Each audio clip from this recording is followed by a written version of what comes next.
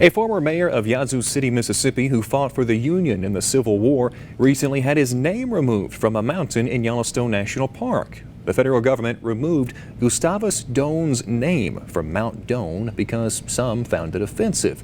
Research shows that Doane was involved in an attack in 1872 that killed more than 170 American Indians. This morning we are joined live by a professor who will tell us about this, Mr. Kim Allen Scott. He's a professor at Montana State University and the author of Yellowstone Denied, a biography of Gustavus Doane. Good morning, Professor Scott. Thank you for joining us today. Morning. Thank you for having me. First off, I just want to thank you for that clarity. I looked up how to pronounce the name, and evidently the pronunciation I found was incorrect. It is Gustavus Doane, you said, correct? Yes. All right. Well, as an expert on Gustavus Doane, how do you feel about the federal government removing his name from Mount Doane earlier this month? Well, I think it was appropriate. I think that if the name of a soldier who butchered women and children is offensive to the descendants of those women and children, then I believe that name does not have a place in our national park. So now, what are some things you can tell us about Doane's time here in the state of Mississippi? Oh, well, Doane served with the Mississippi Marine Brigade, which was a amphibious force that plied the waters of the Mississippi River and allowed horse cavalry to disembark from these boats and raid inland. The regiment was so notorious that it was actually forcibly disbanded before the war was over because of their reputation for plunder and for the stealing of Mississippi cotton. After the war, Doane returned to Mississippi, where he lived in Yazoo City.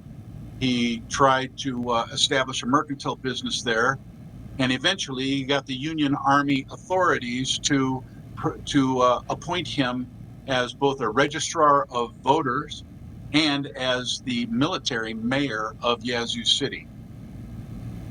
So are there any other notable... Oh, I'm sorry, I thought you were finished. Go ahead, sir. Well, his tenure there was, we could charitably say, spotty at best. Spotty. So are there any other notable accomplishments you would say and events that happened throughout his life? Well, he's most famous for, and rightfully so, for leading the second major expedition through Yellowstone National Park that helped establish it as a park.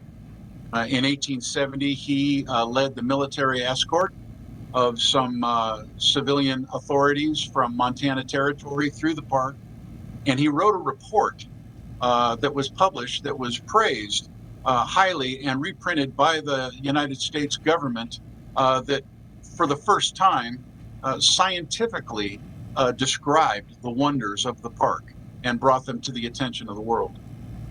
Okay. So now, I've heard differing opinions on renaming, whether it be statues, in this case a mountain, etc. I've heard people say things like, for instance, if you remove history, if we forget history, we're doomed to repeat it.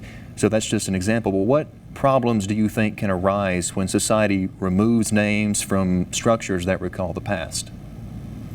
To those people, I could say that history is not what happened. History is our interpretation of what we understand happened.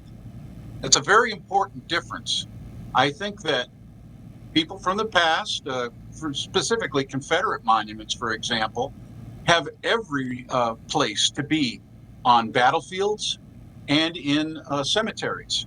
These are two places where it is proper to honor the valor of the Confederate soldier rather than the cause for which he fought. Once the statues are in the public square, once they're in front of a courthouse, or they're anywhere else where you even have the hint of government approval for that activity, that's the problem.